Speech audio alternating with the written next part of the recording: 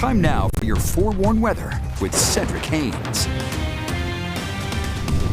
All right, happy Tuesday, everyone. As we make our way into Tuesday afternoon, we've got a couple of different scenes to show you around the area. Of course, we've been talking about in Ivins, Utah at the Black Desert Resort. We don't see this too often, but yes, we've got cloudy skies and rain coming down in southwest Utah. In fact, yesterday was one of the wettest days you've seen so far this year, and we desperately needed the moisture, so we're glad to get that moisture coming down there.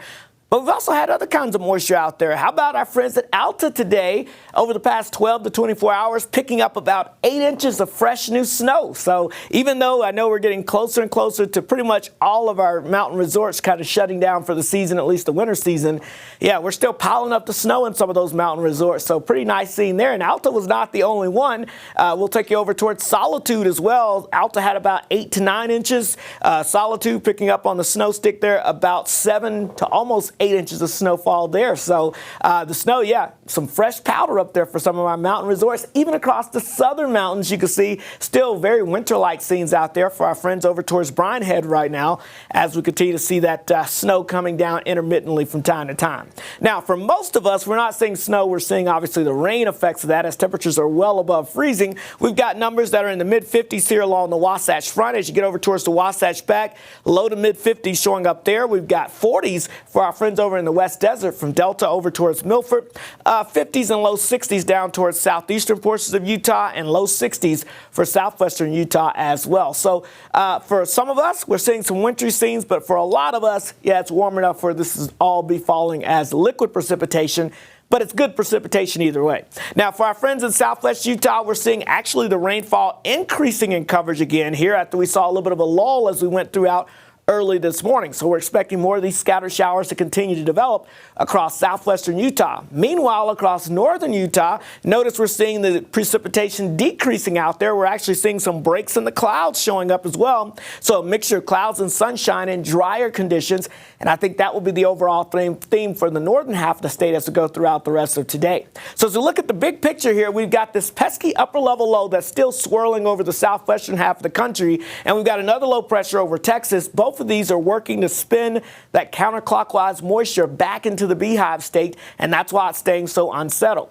Now, with that being said, this afternoon there is a low end, not a high end risk, but there is a low end risk, and I do want to start pointing this out. I haven't had to show this map in a while, but yeah, there's a low end risk of maybe a little flash flooding taking place at some of our recreation sites across the far south and east. So keep that in mind if you're going to be making any plans heading out there, to check the radar before you do so. Now, as we look at Futurecast, that's going to be the best coverage area along and south of I-70 of rainfall this afternoon. And then this evening, we'll get one more slug of moisture coming into the eastern half of the state.